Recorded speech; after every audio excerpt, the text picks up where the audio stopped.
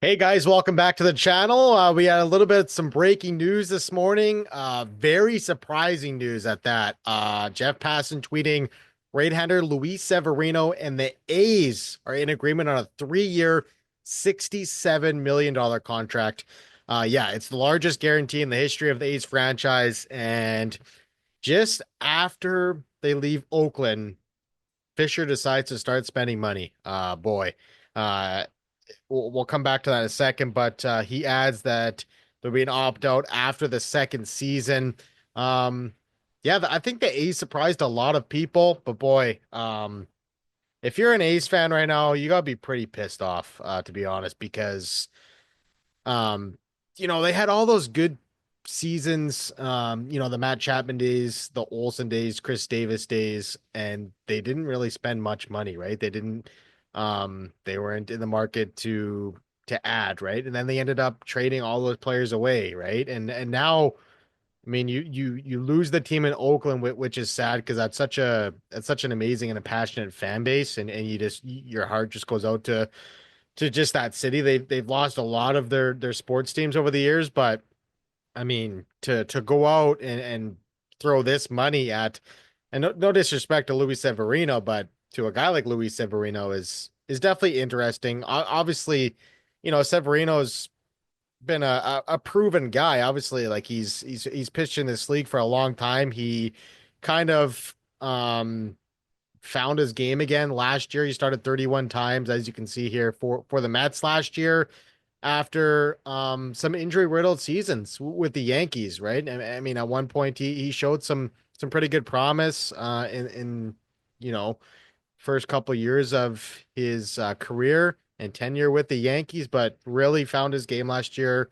182 innings pitched. So the A's, if you come over here and look at their depth chart, he slots in there right at the top of that rotation. JP Sears had a really nice year last year, 180 innings.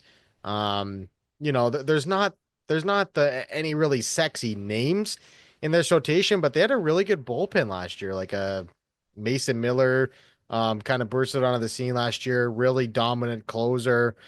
Ferguson had a pretty good year. TJ McFarland, another solid year. Hogan Harris, was pretty good for them. He even had a few starts for them last year, but yeah, this A's team took a lot of steps last year. Like Rooker, almost 300 average, 39 homers.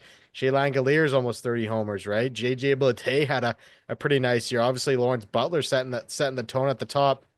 And you got a young guy like here in Zach Geloff who struggled at the plate a little bit, but he stole 25 bases and got 17 homers. But um, this is a Severino video, obviously. So we'll focus on a little more of the pitching, but it was just interesting to see them spend right now and the way that the starting market is. You're seeing starting pitchers just get paid an absurd amount. Obviously, Kikuchi kind of set the tone there. 21, 22 a year. Then you had Blake Snell making 30 plus mil a year. And now you guys got guys like Max Fried who still need contracts and Corbin Burns that need contracts. So it's going to be fascinating to see kind of what the next domino is, but yeah, this is a very good signing for the A's, and props to them for going out and actually spending some money because they haven't done it in a long time. And like I said, if you're an A's fan, you're probably a little pissed off. You lost your team, and the year that they leave to go to Sacramento, they start spending money. So there was reports that they're going to be over $100 million in the payroll. If you go to their payroll right now they're at about 58.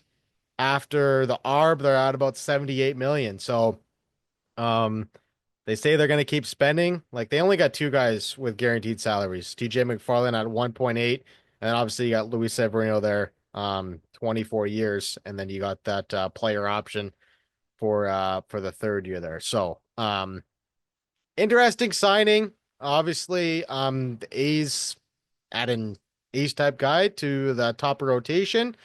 And yeah, it's going to be interesting to see kind of how the rest of the free agency plays out. And yeah, if you guys like this video, give us a like and subscribe. We're over 300, or pardon me, 3,500 subscribers. This channel is kind of kind of taken off the last few months here. So yeah, we'll be bringing you guys some more free agent recaps and reactions if anything big happens. Obviously, we're waiting on the Juan Soto to sign.